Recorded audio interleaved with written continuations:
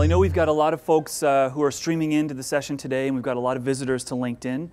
My name's Steve Cadigan, and I'm the Vice President of People Operations here at LinkedIn, and we are delighted to host all of our visitors and our special guest today, Michelle-rhee.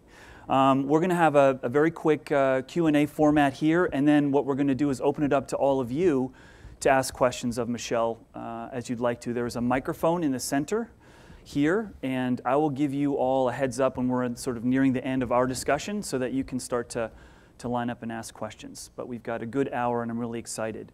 LinkedIn is really been very honored and fortunate to host a number of industry leaders and real visionaries who are transforming the worlds of business, health, and education over the last year. And that's been a real exciting experience for us here at LinkedIn, because we've really taken to heart this vision that we have to transform the trajectory of people's careers. And I think our special guest today is going to share with us her own experience in transforming her own career, but also what she's doing to invest and transform the lives of students in our country. We're really excited to have Michelle today. I'm sure many of you have seen the documentary Waiting for Superman. We held a screening of it here a few months ago. That was the first time I became familiar with Michelle's work.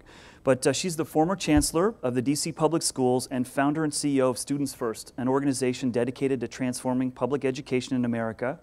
I'm sure a lot of you know her work. Those of you streaming in can do a quick double screen pop open and do some research on Wikipedia real fast if you want more detail.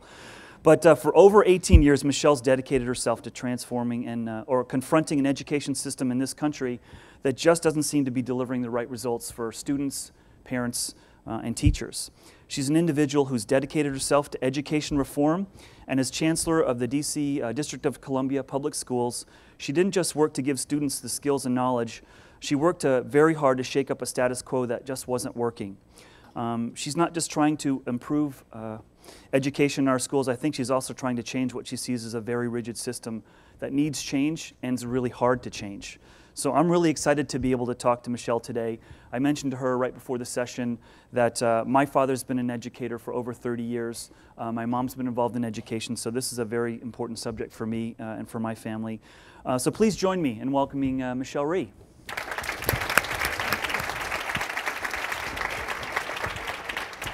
Michelle, maybe just to get started as a warm-up, you know, how did you get involved in education? Was there a trigger moment for you that said, this is where I want to go and what I want to do?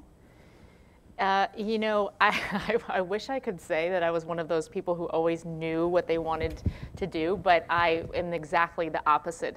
So when I was in high school, I didn't know where I wanted to go to college. When I was in college, I didn't know what I wanted to major in or what I wanted to do once I graduated.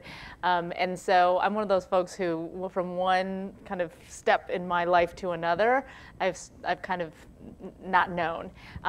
So when I was in college and in my senior year and realizing that I was soon going to have to get a job and was not looking forward to that so much, I saw a PBS documentary on Teach for America. And it was this documentary that showed these 4 recent college graduates who had become teachers. They were out, you know, in various schools. You know, one of them was terrible, one of them was great, 2 of them were just sort of, you know, muddling along. But in my mind, it looked like people my age who were trying to change the world through public education, and I thought it was the most inspiring thing that I could imagine. I had always really liked kids a lot, and so because Teach for America was just a 2-year program, I could sort of talk my parents into, you know, believing that I'm just going to do this for a little while, and then I'll go to law school. And so I sort of, you know, kind of stumbled into it a little bit. Great, great. And I know that you've founded this organization recently, Students First, Yes. And it's really been described as a movement to transform education. What do you hope to achieve with Students First, and how's it going so far? The concept behind the organization is a pretty simple one, and that is that we believe that the education agenda in our country has been driven over the last 30 years by special interests. So you have textbook manufacturers, you have teachers unions, you have testing companies, you have all these different groups out there who have a tremendous amount of influence over policies and what happens in school districts. And the problem with that dynamic and that equation is that you don't have an organized national interest group with the same heft as the teachers union that's advocating on behalf of children. And so what you end up with is when you have really strong interest groups who are putting money and power behind let's get the laws pushed this way, and you don't have the children represented, then you end up with a landscape that's very skewed. And it's not skewed towards children, it's skewed away from kids.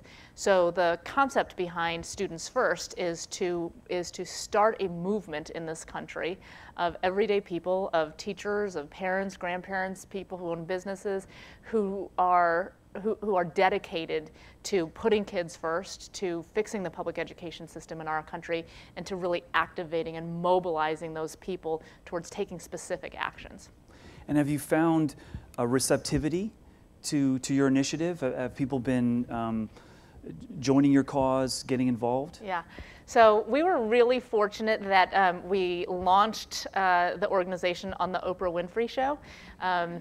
The power of Oprah is amazing. So I announced on the show, I said, we've set a goal of raising $1 billion and having 1 million members by the end of this year. And the minute I walked off the stage, people were saying, you are insane. There's no way you're going to be able to do that. But literally, much because of Oprah, I mean, within the first week, we had 100,000 members. Right now, we have over 340,000 members across the country. So if we move as aggressively as we have over the last few months, we can meet our goal of having 1 million members. It's interesting because, for example, in California alone, we have about 55,000 members. It is our most popular state by far. So I think that we have managed to tap into a latent desire of the American people to really get involved in education and do something about the problems that they see. That's fantastic. One of the things that I was very curious about as I was looking into Students First is I was curious as to what the demographics are of the membership. Are you finding students? What age group students? Are you finding particular geography? Obviously, you just mentioned California is highly ignited by this issue. But what has been your experience so far about where the passion lies for this? So one of the demographic groups that we're very interested in is teachers. So about 15% of our members are teachers, and we really want the teacher voice to be a part of our effort and our movement, because right now, I think one of the unfortunate dynamics in education is that there's a monolithic teacher voice in this country, and it comes from the teachers union leadership.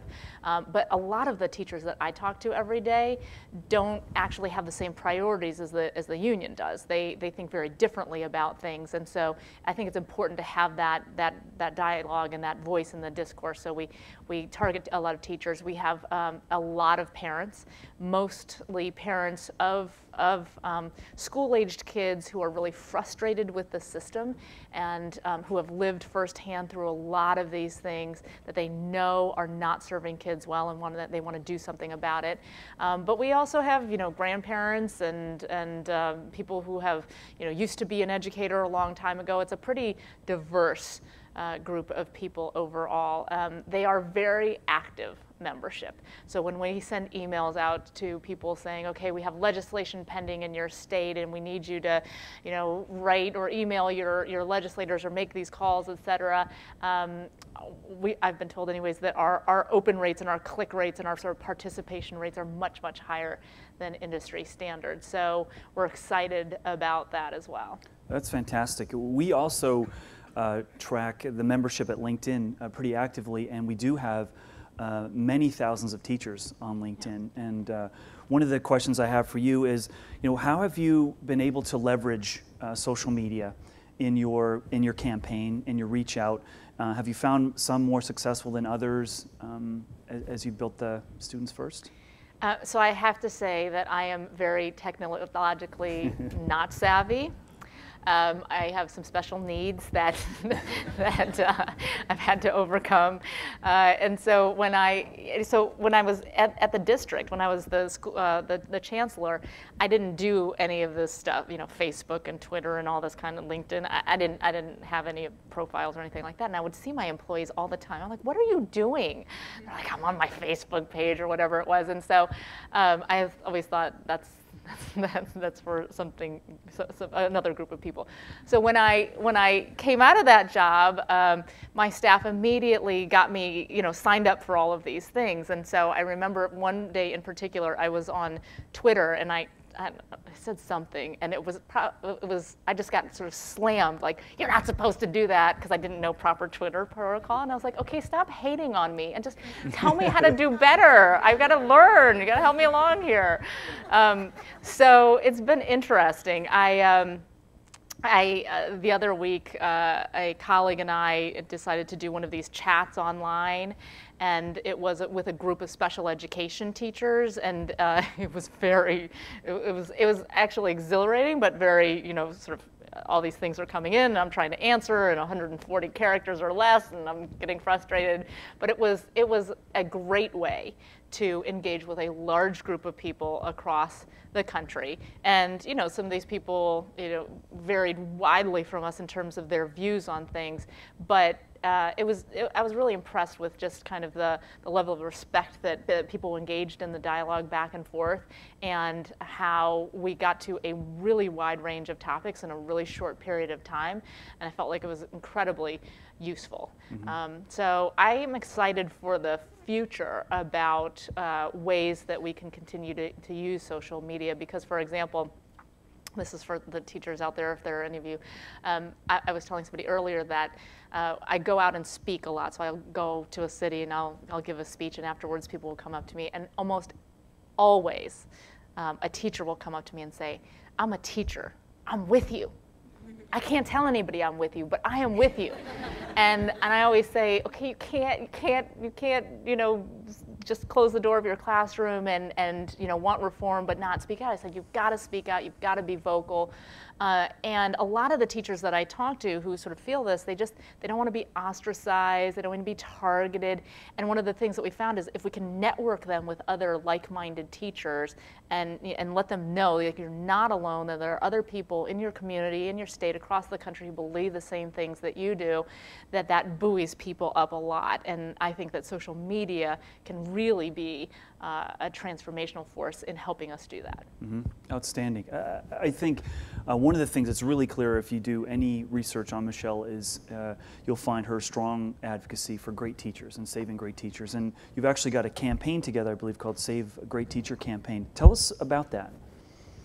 So we wanted to start a national single issue campaign across the entire country on one thing that we could get lots of people across all 50 states engaged in.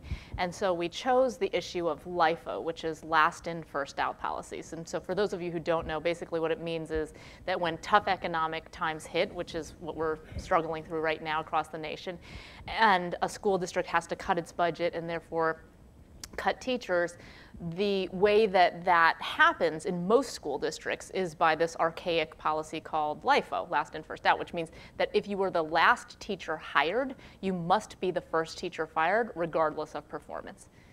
It's insane. It makes absolutely no sense whatsoever. There's not a business person out there who would make decisions for their company in that way. But it has three main detrimental impacts on kids. The first is that you end up firing some of your best teachers, number one. Number two, you have to end up firing more teachers because the junior teachers are paid the least amount of money. So in order to fill the budget deficit, you actually have to fire more of them, which means you're disrupting more classrooms. And the last is that it disproportionately negatively impacts the lowest performing schools in the highest need areas, because you will have high performing schools in affluent parts of town, and those schools have very stable teaching staff. So right when you go there, people stay there forever. So they don't have any new teachers in those schools. And then you have these inner city schools that have, for example, 50% of their teachers are brand new teachers, and they are decimated by the budget cuts, where these people are untouched.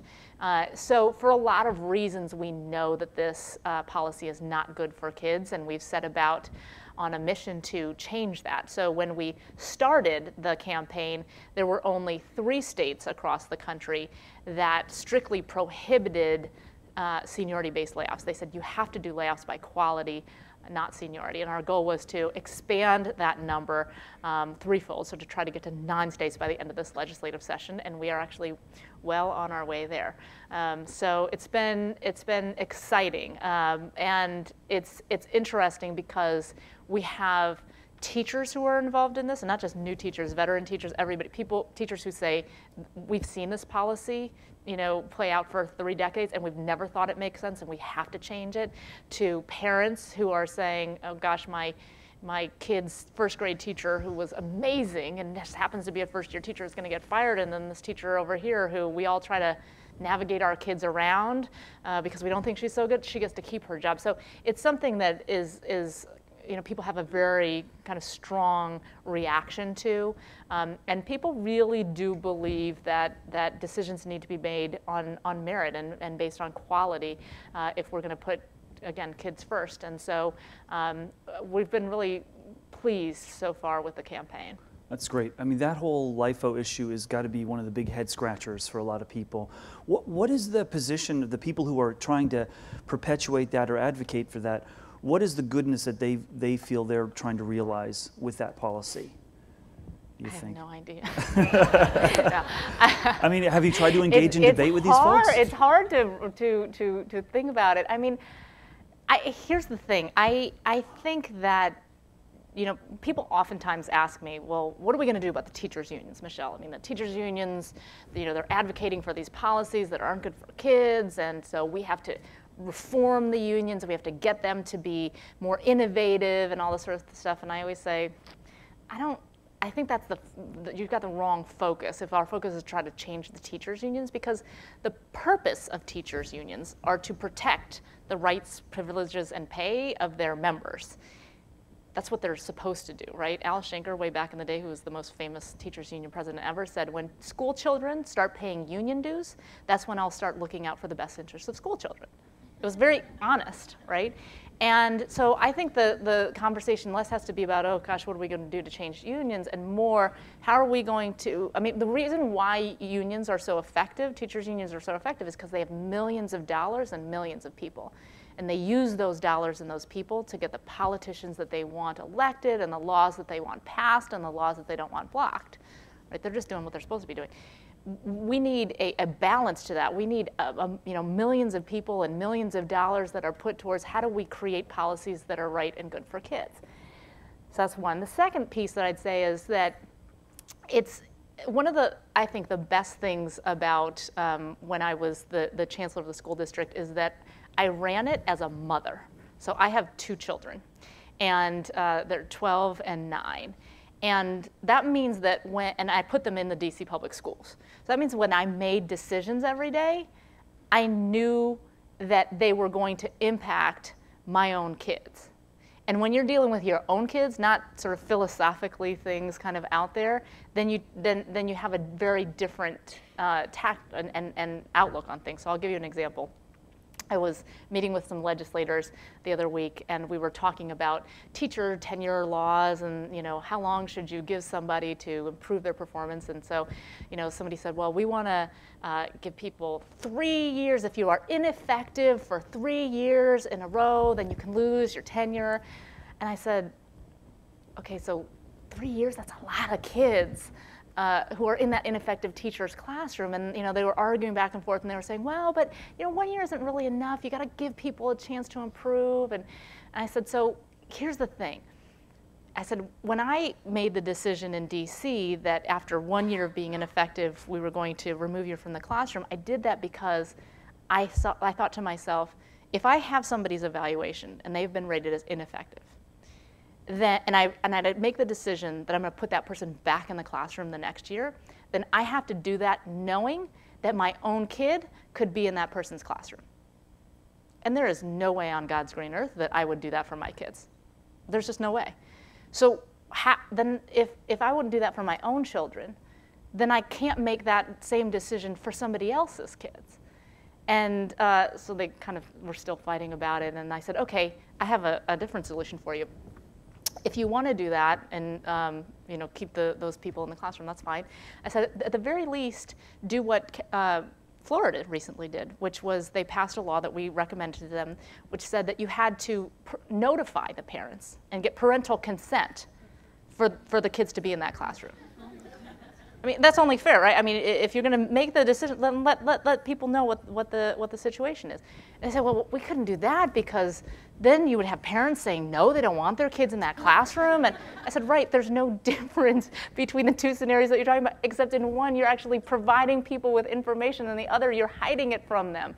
And so I don't think that for the folks who are kind of holding on to LIFO and defending that, or tenure and that sort of thing, they're not coming from a bad place at all. I think they're coming from a slightly different perspective that is looking at people's sort of job security and what we ought to do in terms of training and that sort of thing.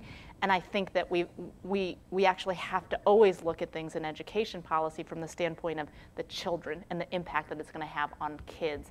And if we're not going to be willing to make those decisions for our own kids, then we shouldn't make them for somebody else's. Mm-hmm. Yeah, that's great. One of the things that I'm thinking about as you're talking about the challenges that you're confronting is you've got union issues, you've got differences from district to district, state to state, you've got federal issues, you've got policymakers. And we live in a society where we really like to find something or someone to blame, whether it's the climate, whether it's the economy, whether it is economic policy, whatever it is. We tend to be a society where we're just looking for one cause. And you've obviously got a very complex system contributing to this. How do you identify where to direct your efforts, where you're going to have the best leverage to make change? I mean, all of us in our own personal and professional lives are dealing with change on some dimension. You're taking on a big, ginormous one here. Yeah. How do you know where to marshal your time, energy, your troops, resources? How do you figure that out? Yeah. So first of all, I think that's an incredibly good point, is that everyone's always looking for the silver bullet. What's the one thing that you can do that will fix everything, or what is the reason for the problem? And it's never that simple. There is no one thing to blame for why we're in the situation that we're in with our public education system. There is no one thing that is going to fix it.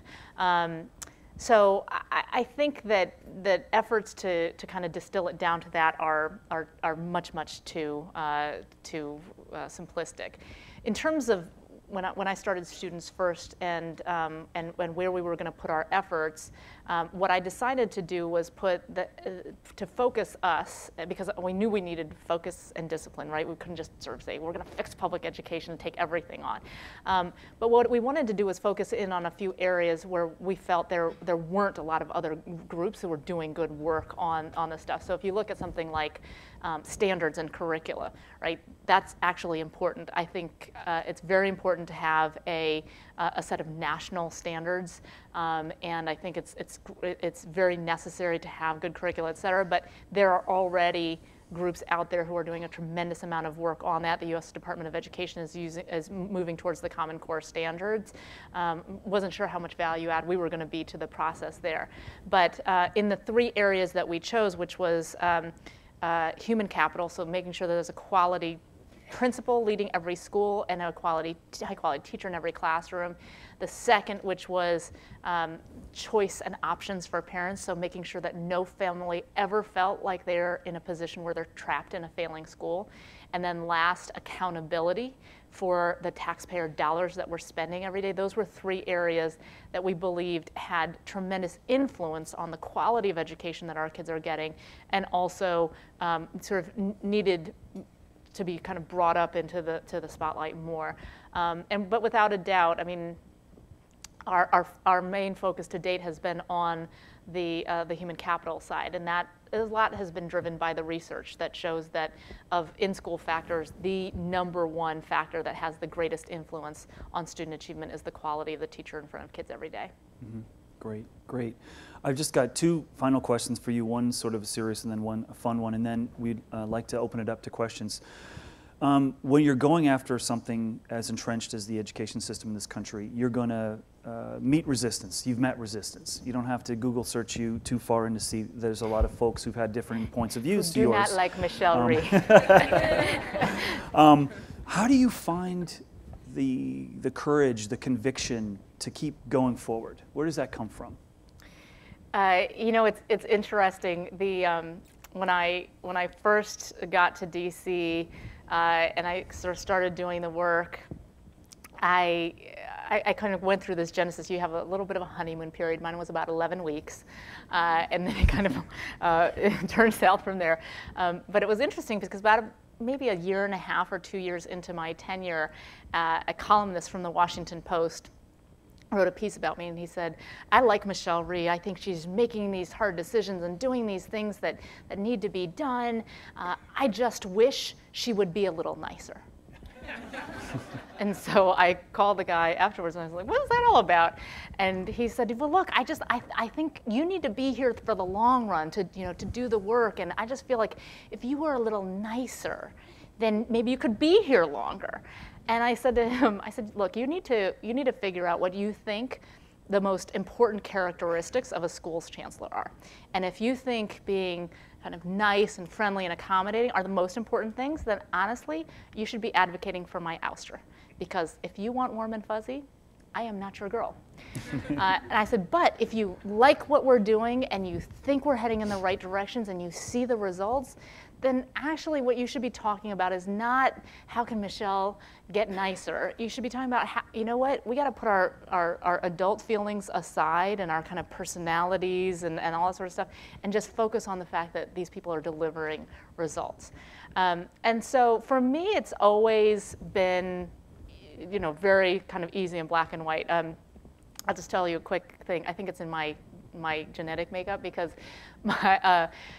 during my first year, in the first 100 days, I announced that we were going to close a lot of schools in the district. And if you quickly want to become the least popular person in a city, all you have to do is say to somebody, I'm closing a school, and you will become that least popular person. So I announced that we were closing 23 schools. It was 15% of the schools in the district. Folks went nuts, and my parents came to visit me during this time frame. You know, they open the morning paper and there's, you know, a 2-page spread with all the pinpoints of all the schools I was closing, and they turn on the TV and there's protesters in front of my office and people throwing things at me. You know, so I come home at 11 o'clock at night and my mother says, are you okay? I said, yeah, I'm fine. I'm like making myself a peanut butter and jelly sandwich. And she said, you know, when you were little, you were always, like you never cared what people thought about you. She's like, I always thought you were gonna grow up to be really antisocial. She said, but I see now that this is serving you well. And I said, yeah, so I think I've always been one of those people. I've never been super concerned with kind of how people perceive me or think about me, and I've been more sort of focused on doing the work. And one of the things that drives me crazy is seeing how much we are willing to compromise away so that we can get along. And in my opinion, I just think that for far too long in this country, we have been willing to turn a blind eye to what's happening, the injustices that are happening to kids every single day in schools in the name of harmony amongst adults, right? Let's all get along. And so I work with these legislators and they're like, okay, well, Michelle, I get what you're trying to do, but that's too much to try to, let's just negotiate down. Let's find a middle ground where people can be happy. And that's not the way my brain works. I'm like, wait, if we know that this is better for kids, then why are we only going halfway? Just so that we all can all feel better about ourselves. Like, let's just go the whole way. Let's just, So as you can see, I will never be a politician. But I think that probably my thought on this is that we've been so conflict averse and so unwilling to kind of like engage in hard discussions that we've been avoiding a lot of the things that really need to change. Mm-hmm. Wow, great answer. Okay, last one. Many of us have seen the documentary Waiting for Superman. Did you know when that was being filmed, how it was going to play out? And do you have any funny stories about either the filming or the follow-up after it was actually screened?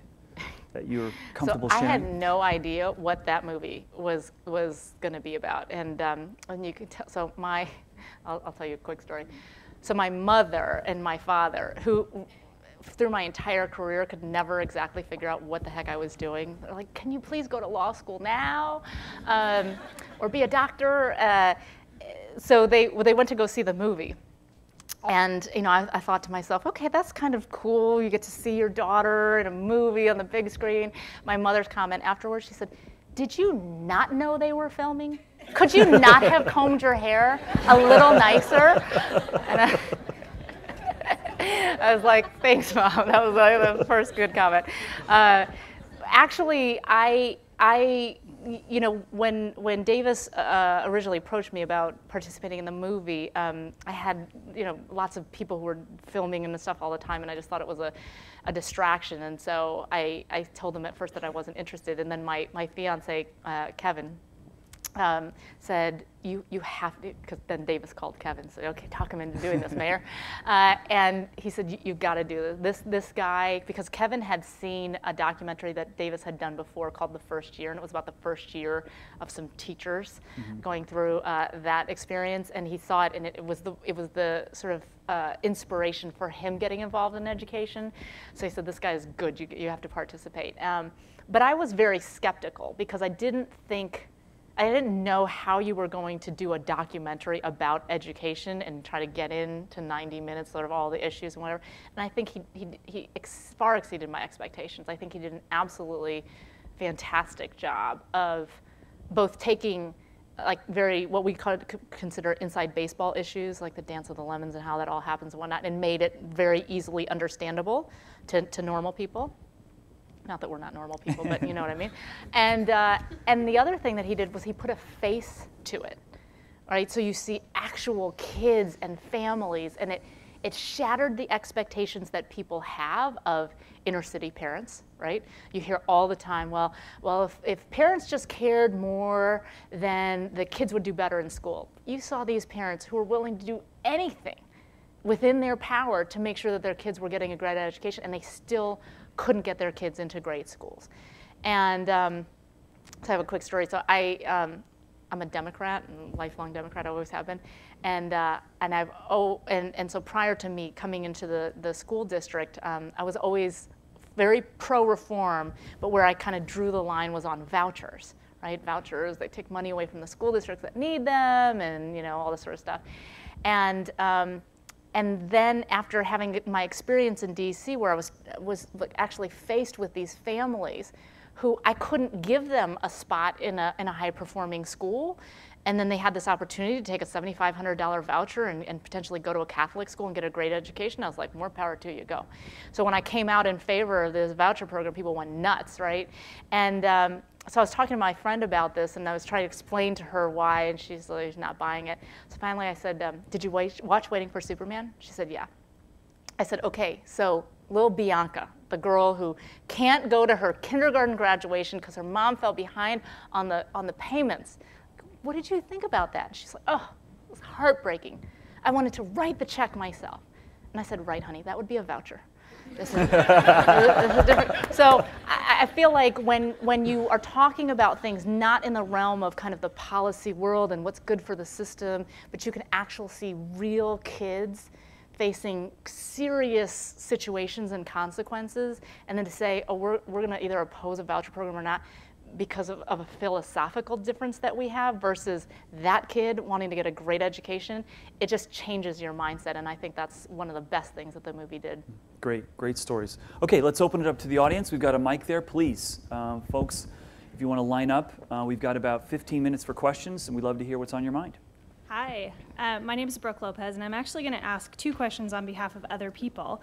One is stuck behind the AV booth doing his thing, and the other is someone who's watching via stream on Ustream. So the first one from Dan, how is the effectiveness of teachers measured to the best of your knowledge? So that's a good question. I think a lot of what you hear nowadays is well, we don't have a problem measuring teachers. We just don't know how to do it. We don't have the perfect tool. And I think one of the things that we have to kind of come to realize is that there is no perfect tool for measuring anything in the world. But just because there's not a perfect tool doesn't mean that we shouldn't start to use, better metrics. One of the evaluation tool that we developed in DC, I think, is a very, very good start. So basically what it says is that 50% of the teacher's evaluation is based on the academic growth of their kids. Not at an absolute level, not 90% of your kids need to be at 90% or above, but on the growth. So we measure your exact kids when they came into your classroom at the beginning of the year. We measure them again at the end of the year when they leave. We want to make sure that there's growth there. 40% based on observations of classroom practice. So we did 5 observations during the course of the year, several of which were unannounced observations and several of which were done by external people, not involved in the school, but that were experts in their subject area and grade level. 5% based on how the school overall did, because we wanted both a team and individual dynamic, and then 5% based on what we call contributions to school community. So if you're coaching the soccer team and the debate club and all these sorts of things, and you're going above and beyond the call of duty, we wanted that reflected in the measures as well.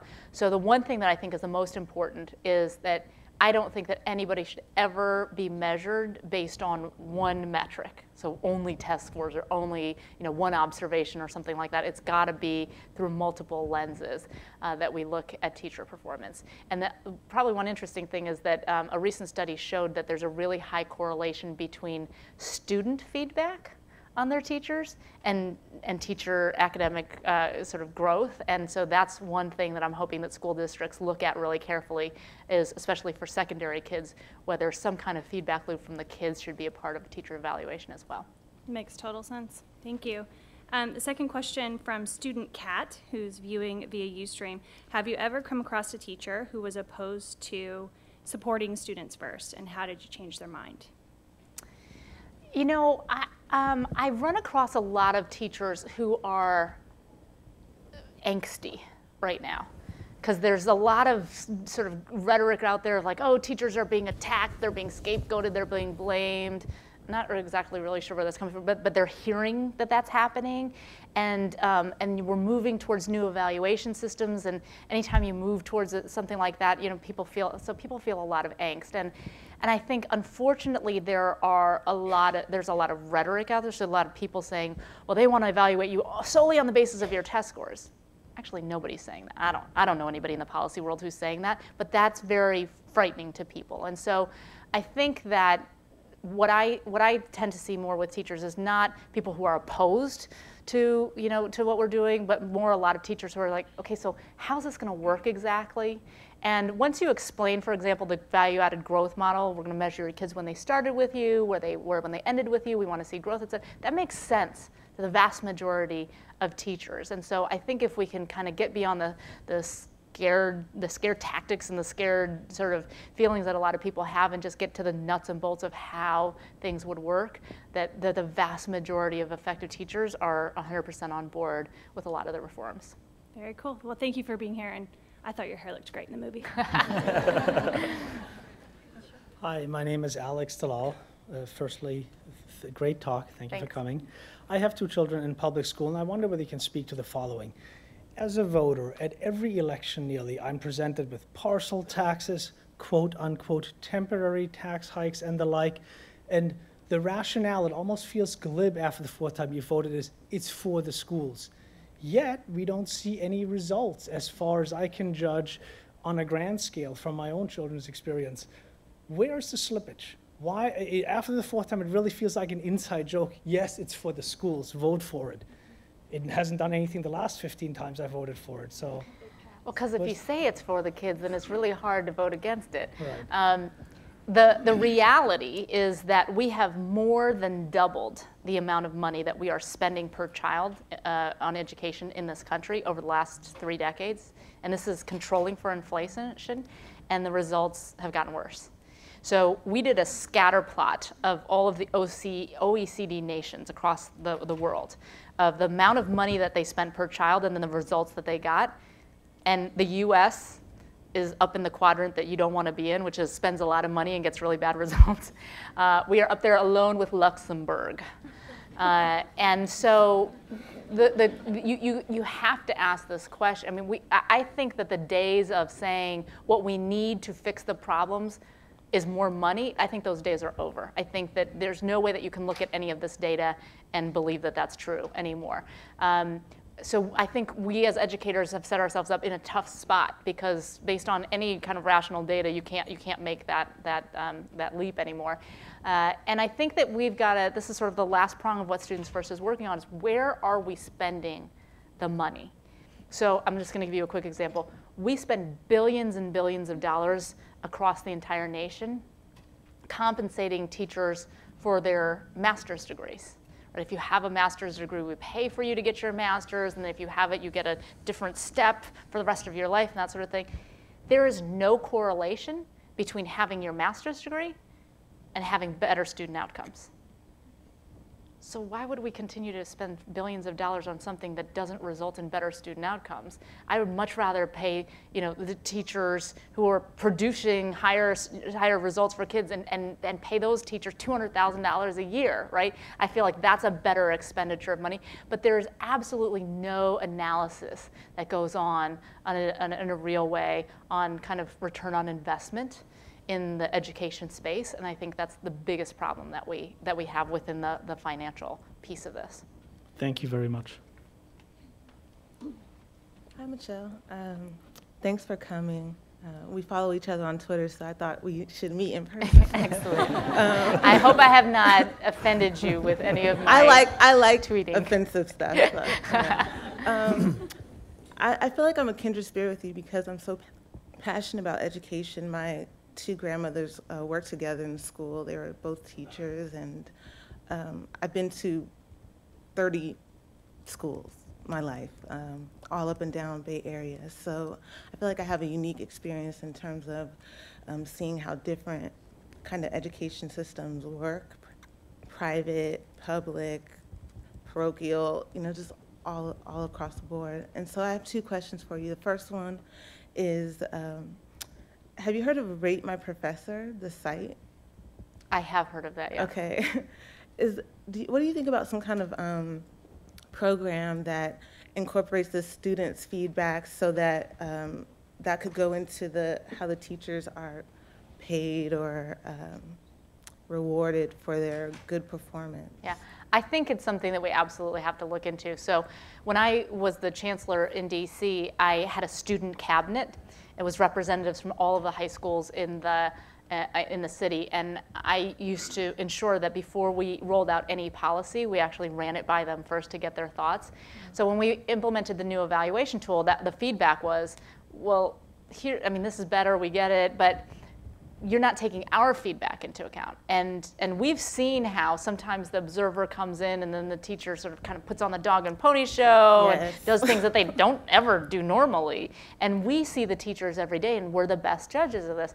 So I said, okay, so how should we do this? And they came up, for a year they worked on this, my student cabinet worked on this, where they tried to figure out, was there a way to get student input to put into teacher evaluations. They were very smart and insightful about this. They said, well, how are we going to control for the kid who doesn't like the teacher and wants to get back at the teacher for giving too much homework or something like that, and so kind of worked through all of those issues, came up with questions, field tested them, and we actually this year piloted that with a subgroup of teachers, hoping that we could sort of triangulate the data, and in the meantime that study came out that I told you about. So I think that there's a lot of promise to that. Okay, great. And then the second question was, can you tell us a little bit more about the vision and the goals for the Leading Change Academy internship program? Oh, within Students First, yeah. So we are, it's our internship program, and basically we want to give young folks, whether it's high school students, college students, graduate students, and sometimes teachers, an opportunity to really engage in some of these policy discussions. In particular, for me, kids, they have the best insights by far, and so we should be engaging them in these policy discussions. But people who are going through school right now, trying to figure out what they want to do in the long term, know that they have some kind of an interest in education. It gives them an opportunity to come and work with us for a summer and actually see the ins and outs of how policy get determined. And then hopefully we want to inspire people to really become passionate about this and then go off and become great advocates for kids elsewhere. Okay, thank you. Sure. Hi, thanks for coming. So I really liked your comment about technology that don't hate on me, just teach me how to do it. And I think a lot of teachers feel that way. A lot of teachers who might be considered bad teachers have the capacity to get better if they can learn the skills and practices. So what do you think needs to happen to build the capacity of existing teachers? I think there's a lot that has to go into this, from the really basic infrastructure problems, right? So my first year on the job, we were really excited because we bought thousands and thousands of new computers, and we had the chief technology officer go out and start installing these computers in all the schools, and we started getting calls back in the first day. We can't do this. So what do you mean?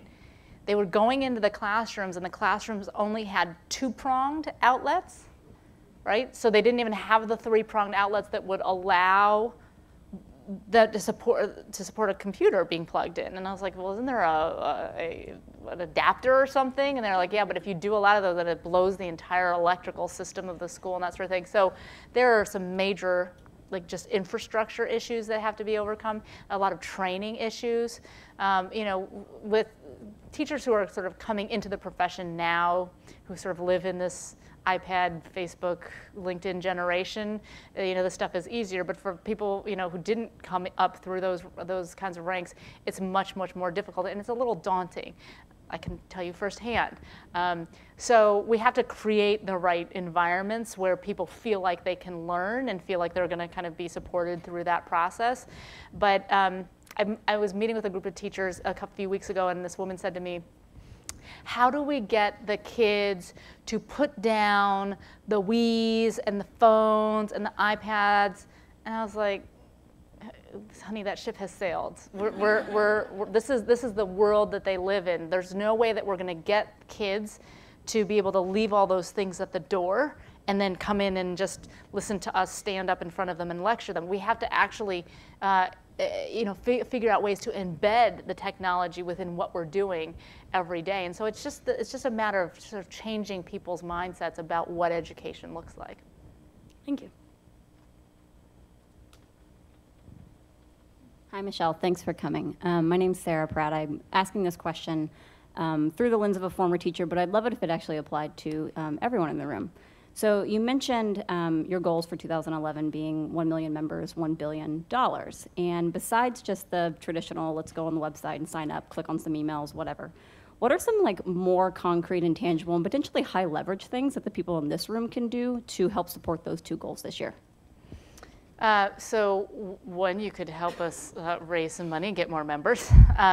We want people to really become engaged in this. I'll give you a specific example.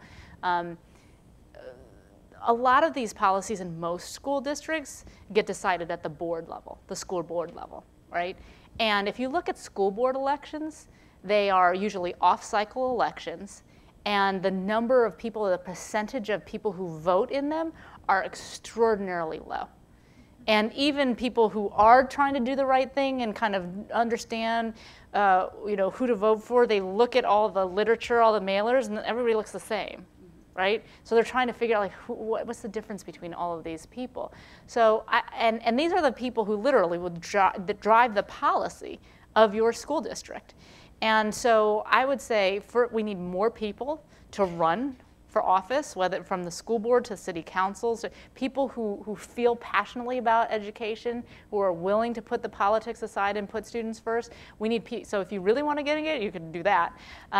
But the other thing is about sort of getting into how do you inform a community about what's going on in their school district? I think one of the sort of most interesting things is that I often talk to groups like this, and people sort of sometimes hear me talk and they think, oh, what she's talking about are problems with inner city, minority, poor kids. But that's not what we're talking about. This is a national problem that we have. And one statistic is that the top 5% of children in this country, that the highest performing 5%, so these are the kids that go to all the Tony private schools around, are 23rd out of 29 developed nations across the globe. So even our best kids are not competing. And we need to get people to understand that. So I think a lot of it is that there's sort of a disconnect. People broadly think, yeah, there's a problem in public education, right? If you ask most people, if you look at these polls, 70% of people or more say that the public education system is failing, like a C, D, or an F. But if you ask those same people about their own school, they give it an A or a B. And we have to change that dynamic to make people understand this is something that impacts you and your world every day. And I think the best way to do that is just by information. If you go out and look at the information of how many third graders in our community are actually on grade level, I would bet you that you would be astonished at how low it is. You probably all live in nice neighborhoods, and you probably expect, 99.5% of the kids are on grade level.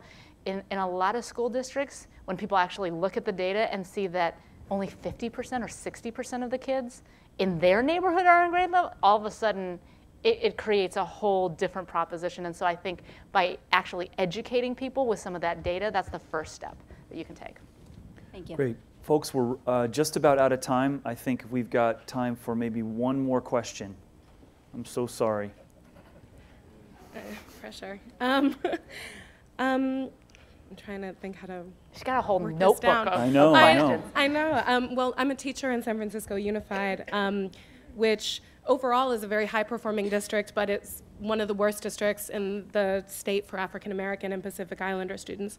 And so my question is either your philosophy or the philosophy of Students First on where that achievement gap comes from and why it continues to be so persistent, despite the reforms that have been undertaken in the last decade. That is a very complicated thing. Why do we got have an 20 achievement seconds. gap? And can you solve it, Michelle?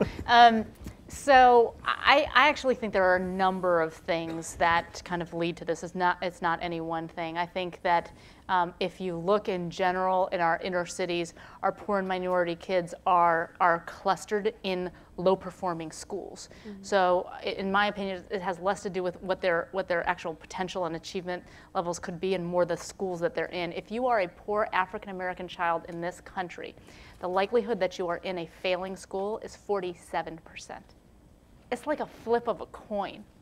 Your chances of being in a good school versus a failing school. That's crazy. So the school, the quality of the schools that we have, for kids is the first.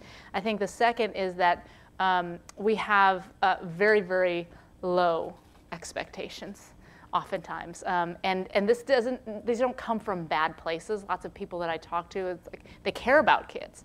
And in kind of feeling for kids, they say, oh, but because of the problems that the kids face, we can't, there's no way that we can expect them to achieve at higher levels. So that doesn't come from a sort of bad or misguided place, but what it does is it just lowers the expectations overall for what kids can achieve, and that doesn't help the kids at all. I think third is a lot of our poor and minority kids are coming from really tough home environments where they're not getting the support that they need. They're not getting the messages every day from home, necessarily that education is important. This is what you need to do to be successful. And then just the basic things like making sure that you eat a hot breakfast before you come to school every day, somebody to help you with your homework after school. Those things are big contributing factors. And then the last, and this is a good place to end, is that this is not necessarily an achievement gap issue, but I think it's just a kind of an issue that we have overall in our country, is that I think that one of our biggest problems as a nation is that we have gone soft. We've lost our competitive edge and our competitive spirit.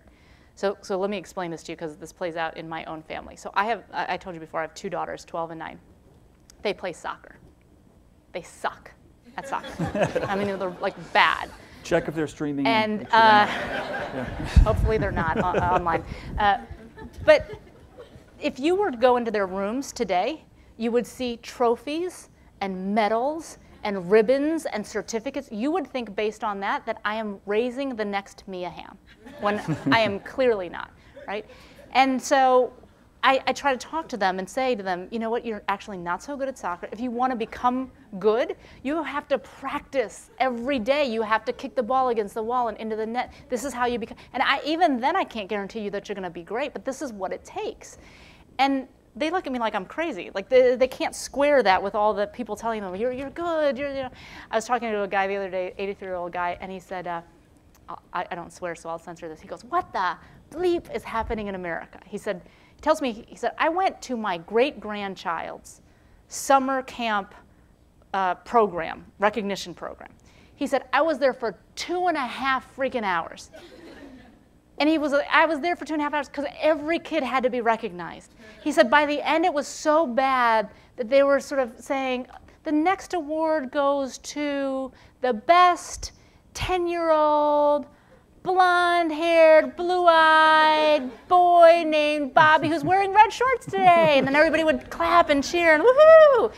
And I think part of the thing that we have to realize is that as a culture, if we continue to build a culture where we're allowing kids to celebrate mediocrity or just sort of getting by, as opposed to sort of saying, this is what excellence looks like and this is what we always have to strive towards, then I think we're going to lose overall as a nation. And so the kind of lowered expectations, I think, is a significant part of the problem.